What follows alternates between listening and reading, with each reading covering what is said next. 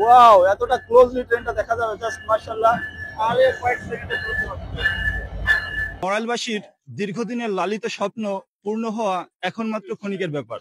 আর দর্শক, 21 তারিখ রাত 8টার পর যখন অনলাইন এবং অফলাইনে লোহাগড়া বা নড়াইল থেকে ঢাকাগামী যে নতুন রেল লাইনটা চালু হয়েছে সেটির টিকিট কাটা শুরু হয়েছে, এরপর থেকেই শুরু হয়ে গেছে প্রতিযোগিতা।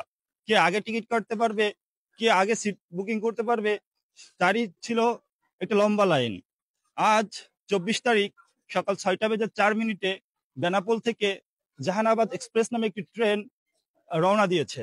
আমি এই মুহূর্তে রয়েছি নড়াইল রেলওয়ে স্টেশনে।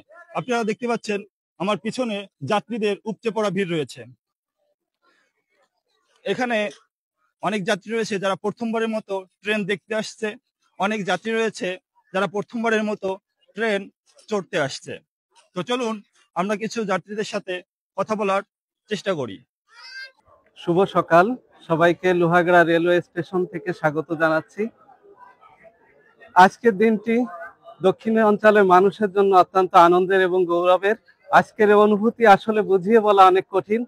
তারপরেও আমি কবিগুরুর ভাষায় যদি বলি, আজই দক্ষিণ দুয়ার খোলা, এসো হে এসো হে। তো এর আগে আমাদের দক্ষিণ অঞ্চলের প্রথমে পদ্মা সেতু হয়েছে, এরপরে কালনা সেতু হয়েছে, সর্বশেষ আজ আমাদের দক্ষিণের মানুষের যে দীর্ঘদিনের স্বপ্ন, সেই স্বপ্ন পূরণ হতে যাচ্ছে। আজ থেকে ঢাকা ঢাকা এবং ঢাকা থেকে খুলনা এবং ঢাকা থেকে বেনাপোল অঞ্চলের রেল সংযোগ হচ্ছে। 1971 সালে দেশ স্বাধীন হওয়ার পরে এই প্রথম আমাদের এই অঞ্চলবাসী ট্রেনে ওঠার সুযোগ পাচ্ছে। এই ট্রেন ভ্রমণটা অত্যন্ত স্বস্তিদায়ক হবে, আরামদায়ক হবে বলে আমি মনে করছি। তবে আরেকটু আমার কাছে মনে হচ্ছে যে ভাড়াটা একটু বেশি। আমাদের স্টুডেন্টদের ক্ষেত্রেও যদি, আমাদের যারা স্টুডেন্ট রয়েছে তাদের যদি আরেকটু ভাড়া কমানো হয় তাহলে এটা আরো স্বস্তিদায়ক হবে।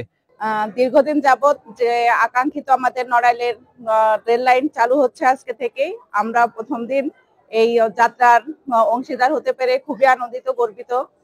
যেহেতু আমাদের নড়াইল জেলা দীর্ঘদিন যাবত খুবই একটা অবহেলিত এলাকা ছিল, সেই হিসেবে বর্তমানে আমরা গর্বিত যে এই এলাকায় যেহেতু পদ্মা সেতু হয়েছে এবং রেল লাইন চালু হয়েছে, আজকে থেকে রেল যোগাযোগ শুরু হচ্ছে। আমরা সবাই মিলে, পরিবারের সবাই মিলে এখানে আছি। আমরা ঢাকা যাচ্ছি লোহাগড়া থেকে, লোহাগড়া স্টেশন থেকে। তবে আমার মনে হয় যে আমাদের যে ভাড়াটা আছে সেটা একটু কমাইলে হয়তো আরো ভালো হতো। অনুভূতি বলতে গেলে ভাষায় প্রকাশ করা সম্ভব না।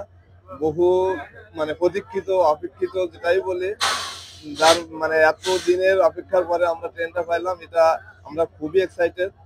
এবং দেখা যাচ্ছে খুলনাবাসী এবং নড়াইলবাসী বা এদিকে যত জায়গা আছে তারা, আপনারা দেখছেন কতটা উৎফুল্ল সবাই, যেটা ভাষায় কেউ প্রকাশ করতে পারবে না।